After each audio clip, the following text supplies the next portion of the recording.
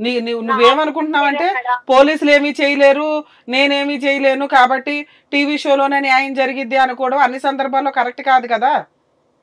ఇప్పుడు మీ ఆయన ఫోన్లో మాట్లాడతాడు కానీ ఫిజికల్గా రాడా, డైరెక్ట్గా వచ్చి మాట్లాడ్డా? డైరెక్ట్ అదే మాట్లాడు మేడం. వచ్చినాడు ఒకసారి last final SN sir phone చేసి తిట్టింటే పిలుచుకోపోతానన్నాడు, పిలుచుకోపోయినాడు, పోయి ఇంట్లో కూర్చున్నాడు, రూమ్ తీసి అలాగే పెట్టినాడు. సో ఇప్పుడు నీకు అర్థమైందిగా, పోలీసులు ఫోన్ చేస్తే అతను వస్తాడు, వచ్చి సెటిల్ చేసుకున్నాడు, వేరే కాపురం పెడతాను నా భార్యని తీసుకెళ్ళి అన్నాడు, తీసుకెళ్ళాడు. ఊరిలో ఉత్తరం పెట్టినాడు మేడం. గ్యాస్ లేదు, బియ్యం లేవు, కూరగాయలు లేవు, ఏం లేవు. సరే తెస్తే తిను, లేకపోతే మీ నాన్న దగ్గర నుంచి ఒక 1000 రూపాయలు తీసుకుని వెళ్ళి రోజుకు స్విగ్గీలో 50 రూపాయలు 100 రూపాయలకి ఏదో ఆర్డర్ చేసుకుని సైలెంట్ గా తిని నేనేమీ తినలేదని బిల్డప్ ఇస్తే అయిపోయేది కదా. చేసినాను మేడం అట్లా, ఒక 1 వీక్ చేసిన అట్లా. ఏది సీక్రెట్ గా తినేసా?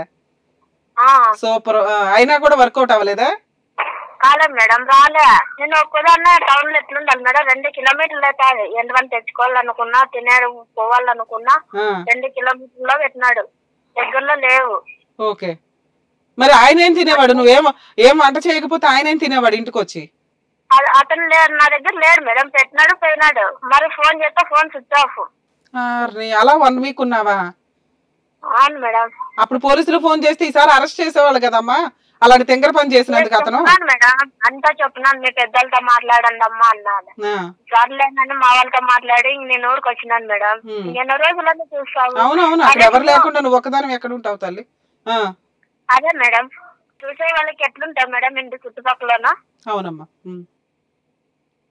అట్లా భరించుకొని అట్లా చేసి ఈ రోజు ఇట్లా వచ్చినాను మేడం. అందుకు యూట్యూబ్ లో చూసి మీకు కాల్ చేసినాను. అట్లాగే ఏమన్నా ఇప్పుడు పోలీస్ స్టేషన్ లో కేసు పెట్టి అతన్ని శిక్షించాలనుకుంటున్నావా, లేదా ఆయన పిలిపించి కౌన్సిలింగ్ ఇచ్చి నీతో కలిపి పంపించాలనుకుంటున్నావా? నానైతే కావాలనుకున్నాను మేడం, నేనైతే చేయాలనుకున్నాను. అతను సరిగ్గా దారికి రావడం లేదు, వాళ్ళ అక్క చెప్పినట్లే ఆట ఆడుతున్నాడు. ఓకే, ఇప్పుడు నీకు సీన్ అర్థమైంది కదా. ఒకసేపు సైలెంట్ గా ఉండు, ఏం చేస్తే బెటర్, ఏది ఎలా చేస్తే ఎలా ఉంటుందో చెప్తాను, మళ్ళీ మాట్లాడతాం మీతో, మీరు లైన్ లోనే ఉండండి. శ్వేత, ఈ కేసు అబ్జర్వ్ చేస్తే మనం ఈ కేసు ఒక అమ్మాయికి ఇంట్లో ఫైనాన్షియల్ ప్రాబ్లం వల్ల కానీ దేనివల్ల కానీ చాలా చిన్న వయసులోనే పెళ్ళైపోయింది. తనకున్న మెచ్యూరిటీ లెవెల్స్కి భర్త అంటే అత్తమామలు ఏంటి, ఆ కుటుంబం ఏంటి అనేది పూర్తిగా తెలియదు. సో ఆల్రెడీ అతన్ని వదిలేసి నాకు వద్దు మర్రు, అసలు ఈ పెళ్ళి అనే సిస్టమ్ ఏంటో కూడా నాకు అర్థం కావట్లేదని, అంటే అమ్మాయికి మ్యారేజ్ చాలా చిన్న వయసులో అయినట్టు, ఎందుకంటే ఇప్పుడే 28 ఇయర్స్. సో 10 ఇయర్స్ బ్యాక్ అతను వదిలేసిందంటే ఇమీడియట్గా వదిలేసింది. ఆ 16, 17, 18 ఇయర్స్లో జరిగే పెళ్ళి అనేది తనకు అంత అవగాహన లేదు, దానికి ఎట్లా అడ్జస్ట్ అవ్వాలనేది తెలియదు. సో నెక్స్ట్ ఏం జరిగింది, 10 ఏళ్ళు ఖాళీగానే ఉంది. సో అట్లీస్ట్ అప్పుడైనా తను చదివించడమో ఏదైనా జాబ్లో పెట్టడమో అలా తన్నే తాను పోషించుకునేలాగా అక్కడ సరౌండింగ్స్లో వాళ్ళ ఇంట్లో వాళ్ళు కానీ ఏదైనా అమ్మాయిని ప్రొవోక్ చేసి కాస్త మోటివేట్ చేస్తుంటే బాగుండేది. తను స్టిల్ అయితే అయ్యింది పెళ్ళి, లేకపోతే లేదన్నట్టు అలాగే కూర్చుంది. అలా తీసుకొచ్చి ఓ సంబంధం తీసుకొచ్చారు. అతనికి సెకండ్ మ్యారేజే. ఫస్ట్ వైఫ్ని వదిలేయడానికి కారణం ఏంటి, సైకలాజికల్ ప్రాబ్లం ఏదో ఉంది అనేది ఈవిడికే తెలిసింది, వాళ్ళు చెప్పడం కూడా కాదు. వాళ్ళు ఆ విషయాలన్నీ దాచి పెళ్లి చేసుకున్నారు అనేది తన ఎలిగేషన్. మంచి విషయాలు చెడ్డ విషయాలు, అతను ఆల్రెడీ 20-25 దాకా సంపాదిస్తున్నాడు ప్రెసెంట్. అవుట్ సోర్సింగ్ వర్క్తో ఏదో వర్క్ చేసుకుంటూ వెళ్తున్నాడు గవర్నమెంట్ ఆఫీస్లో. సో అలాంటి వ్యక్తితో కాపురం చేయడానికి నిలబెట్టుకోవడానికి 100% ప్రయత్నించాలి. ఇక్కడ ఏమన్నా ఫిజికల్ అటాక్స్ ఏమన్నా ఉన్నాయా అంటే, ఒక్కటి జరుగుతున్నది ఏంటంటే ఆపోజిట్ ఇంట్లో నుంచి మా హస్బెండ్కి అక్రమ సంబంధం ఉందండి అని. ఇంతకు మించి పెద్ద వేరియేషన్స్, పెద్ద గొడవలు అయితే లేవు. ఇంకొకటి ఇక్కడ మనకు కనిపిస్తుంది ఆడబడుచు డామినేషన్. సో ఆడబడుచు డామినేషన్, ఆడబడుచు చెప్తేనే ఇల్లు నడవాలి, ఆడబడుచు చెప్పినట్లే అలా నాన్న వింటాడు అంటే మాంగారు వింటారు, హస్బెండ్ వింటారు అంటారు. సో ఇది కొంచెం సర్దుకుపోయేంత విషయమా అంటే అందరికీ అంత మెచ్యూరిటీ లెవెల్స్ కానీ అంత లౌక్యం కానీ ఉండకపోవచ్చు. ఎందుకంటే ఆడబడుచు వచ్చి పెత్తనం చేస్తుంటే ఇల్లు ఏంట్రా అన్న కన్ఫ్యూజ్లోనే అమ్మాయి ఉంది. ఇందులో మనం ఆలోచించాల్సింది ఇంకొకటి ఫిజికల్ అటాక్. 2 సార్లు ప్రెగ్నెన్సీ వస్తే కడుపు మీద కొట్టో ఇంకో రకంగానో అమ్మాయి ప్రెగ్నెన్సీ పోయేలాగా చేసేంత ఫిజికల్ అటాక్ ఉంది. అసలు భర్తే నచ్చడు, అత్తమామలు కుటుంబం అంటేనే పూర్తిగా అలవాట్లేదు. అలాంటి అమ్మాయికి ఈ టైప్ ఆఫ్ హెరాస్మెంట్స్ తట్టుకోవడం చాలా కష్టమే. సో ఇలాంటి పొజిషన్లో ఉన్న ఈ అమ్మాయి ఫర్దర్గా కంటిన్యూ అవుతుందా అవ్వదా అంటే వాళ్ళు తీసుకెళ్ళటానికి రెడీగా లేరు. మనం ఫోర్స్ఫుల్గా పంపించినా కంటిన్యూ అవ్వడం కష్టం.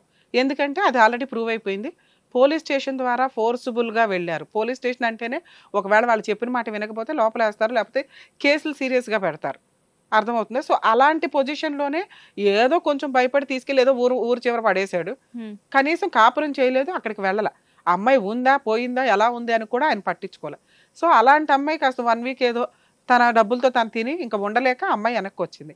అంటే ఇప్పుడు మన షోకి వచ్చినా మనం మాట్లాడినా కూడా ఫోర్స్ఫుల్గా మనం కాపురానికి పంపిస్తే రమ్య గారు బెదిరించి పంపిస్తారా, కౌన్సిలింగ్ ఇచ్చి పంపిస్తారా, మోటివేట్ చేసి పంపిస్తారా అంటే ఇద్దరికి కౌన్సిలింగ్లు ఇవ్వాలి. సరే అలా అని పంపిస్తే ఇక్కడ వాళ్ళ ఆడబడుచు డామినేషన్ ఎక్కువ ఉంది, అత్తమామల డామినేషన్ ఉంది సెకండ్ పొజిషన్లో. అంతమందికి కౌన్సిలింగ్లు ఇవ్వడం కుదరదు. ఆవిడ వద్దు అని ఫిక్స్ అయిపోయారు వాళ్ళు. సో ఫిక్స్ అయిన ఇంటికి ఈవిడ బలవంతంగా పంపించడం వల్ల ఎంతమందిని మార్చి ఒక కాపురం నిలబెట్టడం అంటే నిలబెట్టాలి, కానీ అన్ని సందర్భాల్లో వర్కౌట్ అవ్వదు. ఇంతమంది కౌన్సిలింగ్కి వస్తారా, ఇంతమంది సెటిల్ చేసుకోవాలని ఇంటెన్షన్ ఉండాలి కదా. ఇంటెన్షన్ ఉండి ఈ మిస్టేక్స్ ఉన్నాయండి అందువల్ల మా వల్ల కావట్లేదంటే మనం ఇచ్చే కౌన్సిలింగ్ వాళ్ళకి రీచ్ అవుతుంది. ఇక్కడ అసలు వద్దు అని ఫిక్స్ అయిపోయిన కేసు బలవంతంగా పంపించడానికి వర్కౌట్ అవ్వదు. ఇక్కడ పిల్లలు లేరు, ఏమీ లేదు, తిప్పి కొడితే ఇంకా 1 ఇయర్ కూడా కంప్లీట్ అవ్వాలి. సో ఇలాంటి పొజిషన్లో case full and final settlement better అనేది నా ఉద్దేశం. కానీ ఈవిడ ఉద్దేశం నాకు అతను మంచిగా ఉండి మారిపోయి ఇండివిజువల్గా మాతో కాపురం విడిగా పెడుతూ మా ఆడపడుచు డామినేషన్ లేకుండా ఉంటే బాగానే ఉంటుందండి అనేది ఆవిడ ఉద్దేశం.